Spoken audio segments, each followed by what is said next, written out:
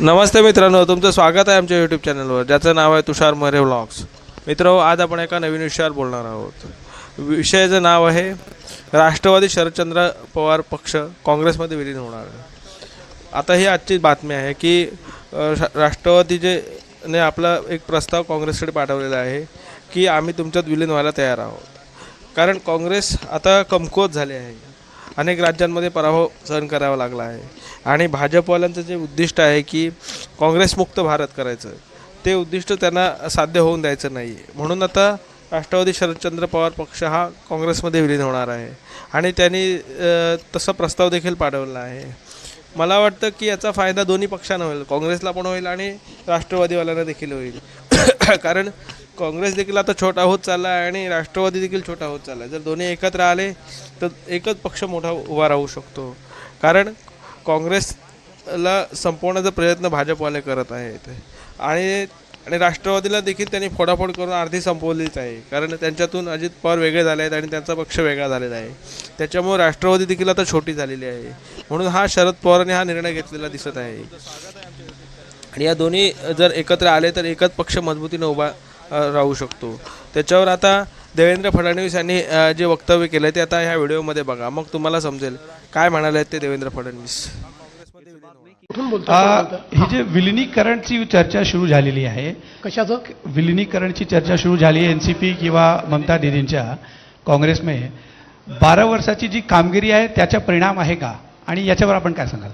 पहिल्यांदा तर या विलिनीकरणाबद्दल बेगानी शादी में अब्दुल्ला दिवाना अशा पद्धतीनं जो काँग्रेसचाही नाही, जो राष्ट्रवादीचाही नाही, तो व्यक्ती बोलतो आणि मग तुम्ही सगळे विलिनीकरणावर चर्चा सुरू करता. पण हरकत नाही. पहिल्यांदा तर मी सांगतो की हे जे काही पक्ष तुम्हाला दिसत आहेत, या पक्षांचे नेते एवढे हुशार आहेत की बुडत्या बोटीमध्ये कोणी पाय ठेवणार नाही. काँग्रेस हे बुडतं जहाज आहे, त्यामुळे त्या बुडत्या जहाजामध्ये पाय ठेवतील अशी मला शक्यता वाटत नाही.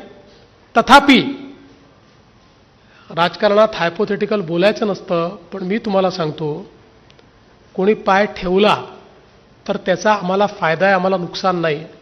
याचं कारण आम्हाला अधिकची पॉलिटिकल स्पेस ही त्याच्यामुळे उपलब्ध होते. जेवढं विरोधी पक्षाचं कन्सॉलिडेशन होईल तेवढी अतिरिक्त राजकीय स्पेस ही भारतीय जनता पक्षाला प्राप्त होणार आहे. त्यामुळे आमचं याच्यावर कुठली आमची प्रतिक्रिया नाही. आम्ही फक्त बघतो, वेट अँड वॉच.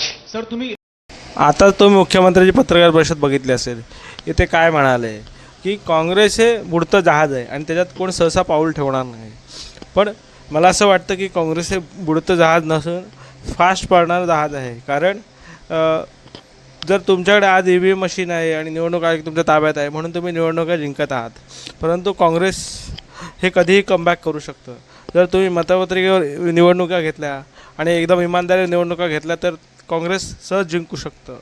आता जर असे अनेक पक्ष एकत्र आले तर काँग्रेस देखील मजबूतीने उभा राहू शकतो असं मला वाटतं. त्याच्यामुळे मुख्यमंत्र्यांनी असं बोलू नये की काँग्रेस हे बुडतं जहाज आहे आणि त्यात कोणीच बसणार नाही. आता बघा, राष्ट्रवादी त्यांच्या पक्षात विलीन व्हायला तयार आहे. त्याच्यामुळे काँग्रेस अजूनही मोठा होऊ शकतो. धन्यवाद मित्रांनो, मी आता तुमचा निरोप घेतो. पुढच्या वेळी एका नवीन विषयावर बोलू. आमच्या चॅनलला सबस्क्राईब करा, लाईक करा आणि शेअर करा. जय हिंद, जय महाराष्ट्र, जय भारत.